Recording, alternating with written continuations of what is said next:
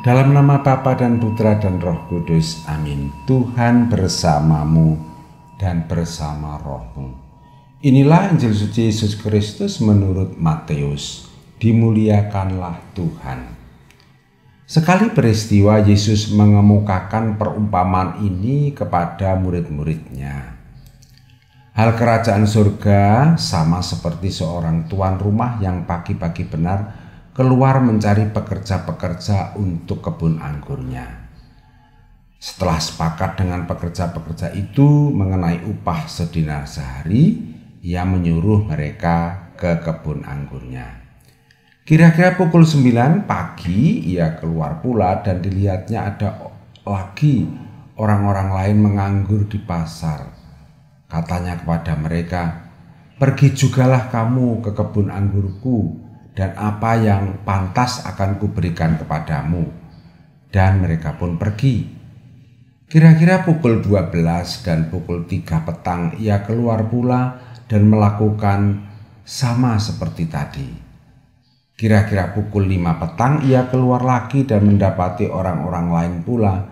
Lalu katanya kepada mereka, "Mengapa kamu menganggur saja di sini sepanjang hari?" Kata mereka kepadanya, "Karena tidak ada orang yang mengupah kami." Katanya kepada mereka, "Pergi jugalah kamu ke kebun anggurku."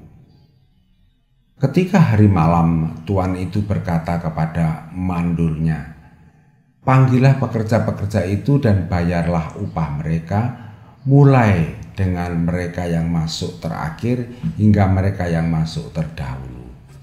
Maka datanglah mereka yang mulai bekerja kira-kira pukul 5 dan mereka menerima masing-masing 1 dinar.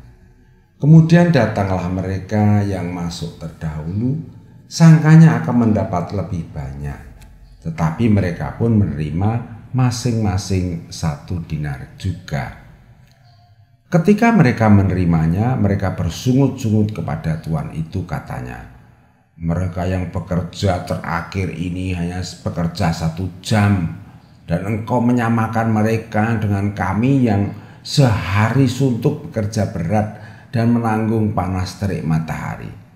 Tetapi tuan itu menjawab seorang dari mereka, "Saudara, aku tidak berlaku tidak adil terhadap engkau.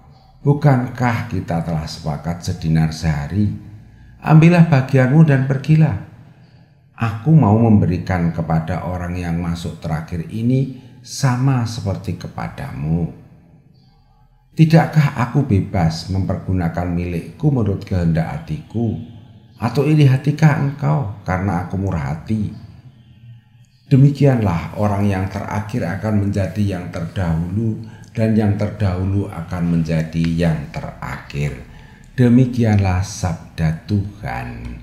Terpujilah Kristus. Saudara-saudara yang dikasihi Tuhan dan yang saya gemateni, renungan harian saya pada tanggal 19 Agustus 2020 ini berjudul "Jangan Simpan Iri Hati".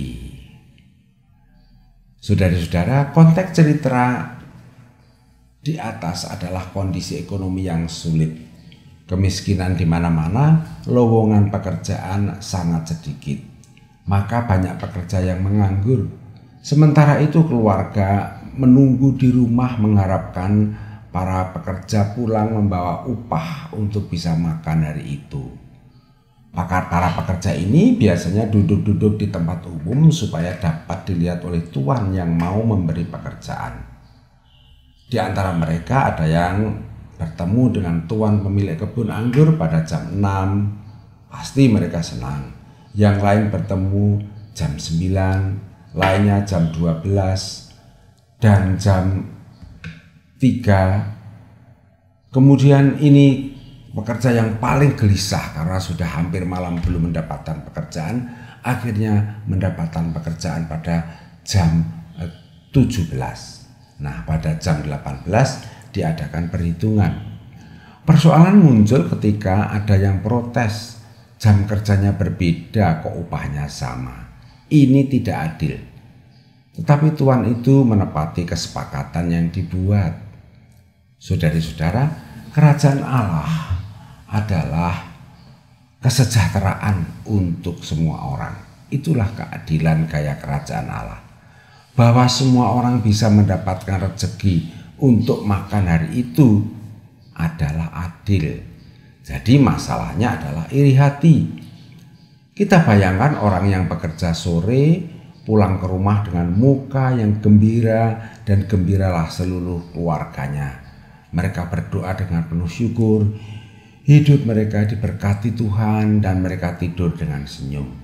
Sementara mereka yang iri hati pulang masih dengan hati yang marah, jengkel. Kedamaian, kebahagiaan, dan kesehatan terganggu. Mungkin mereka malah tidak bisa tidur. Saudara-saudara, itulah kenyataan hidup. Ada orang yang hidup seenaknya, berdoa seadanya, tetapi malah nampak lebih beruntung. Sementara ada orang yang bekerja keras, berdoa dan beramal, ternyata hidupnya tetap lebih susah. Bagaimana solusinya? Buanglah iri hati. Belajarlah mensyukuri rezeki yang Anda terima hari ini, dan belajarlah bersyukur atas keberuntungan orang lain. Amin. Kemuliaan kepada Bapa dan Putra dan Roh Kudus, seperti pada permulaan, sekarang, selalu, dan sepanjang segala abad. Santa Maria Fatima, doakanlah kami, dan semoga kita selalu mengalami berkat Allah yang Maha Kuasa, Bapa dan Putra dan Roh Kudus. Amin.